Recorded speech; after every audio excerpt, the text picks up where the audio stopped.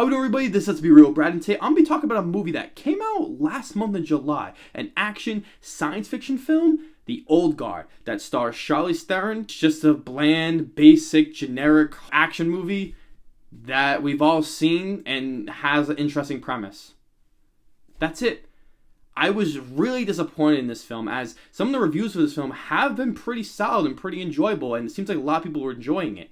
But I, for one, really think they don't deserve that at all. And let me explain. I feel as though the writing is so insufferable. It's almost like they made this movie for complete morons who just aren't paying attention and snacking on a bunch of chips while watching the movie, and they don't realize what they're saying throughout, because they overstate their welcome on so many repetitive exposition scenes that there's characters that just sit there and they talk and talk and talk forever, and it's just so annoying. Like, why do they even need to do that in the first place? Like, I understand you have to have those moments, but then they do it so much and you're like, all right, let's just get to the action. Let's actually make this story interesting. All the dialogue is just so bad. I was listening to it and I just kept rolling my eyes after every character says something. It's just so corny and melodramatic, and the action feeling so serious and the story trying to be serious. The writing just doesn't mesh well at all.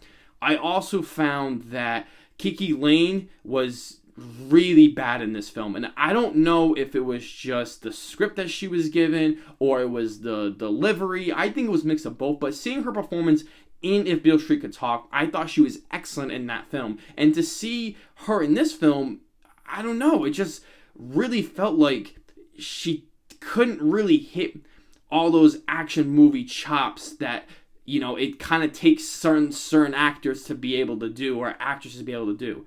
You know, Charlize Theron does a really awesome job, and considering she's done Atomic Blonde before, she's obviously, and Mad Max Fury Road, she's obviously used to the action movie style, and she can pretty much play anything because she's amazing.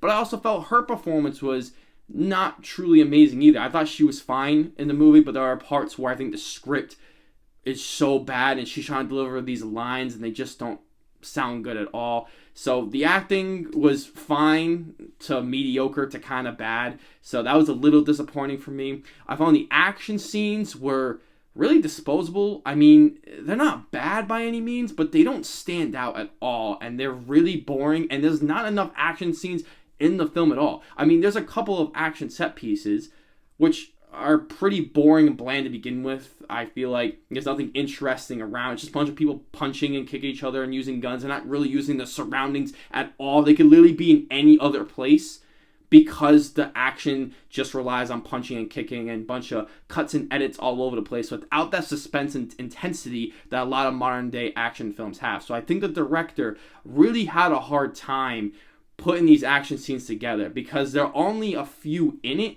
and when they're in it, they're just okay, and they're just kind of bland altogether. I also thought a really wasted opportunity was this premise. I thought the premise was so cool, and it reminded me of like the X-Men, perhaps, but, you know, a little bit different, but they don't do anything with it. It's just They try to give these characters backstory. They try to give them some character development and try to make us care about them. But ultimately, I didn't at all. They just give us these really simple character moments where they all sit down and talk, and one talks about their memories and how sad they are and what they're trying to do. And it just feels so lazy and just really terrible writing.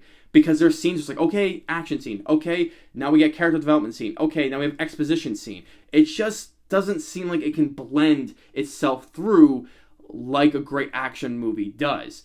And I found that very distracting throughout this film. And I mean, at least they tried, okay? There's a lot of action movies that just don't try at all with this aspect. But the execution just wasn't there at all, and it just dragged the movie completely down, especially in the second half. Whereas I think the first act I thought was honestly kind of enjoyable and just kind of a generic 6 out of 10 action movie, and I was kind of with it. But then once you get to these really, you know, corny, over-the-top, silly bad guys that really have no true motivations throughout and just feel like they're in the wrong movie, as I could say. If you watch it, you know what I'm talking about. They try to give him some explanation, but ultimately it doesn't work, and it tries to be serious, but their motivations are completely like they're in a Marvel movie almost, and I found that extremely distracting. Overall, I don't really care about this film. I mean, if you guys really enjoy it, that's cool. Let me know down below if you guys really enjoyed The Old Guard or maybe some other Netflix movies you think I should check out. But I'm going to give this film a 3 out of 10. This is the rating I gave Extraction. I like Extraction just a little bit better because I think the action scenes are better shot.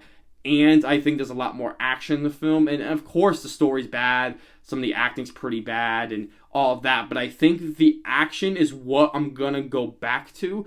And I think Extraction does a much better job with that aspect. So, if you guys really enjoy the video, please like, share the video. Please subscribe if you haven't already. I appreciate you guys who have subscribed to my channel. And as always, I'll see you guys in the next video.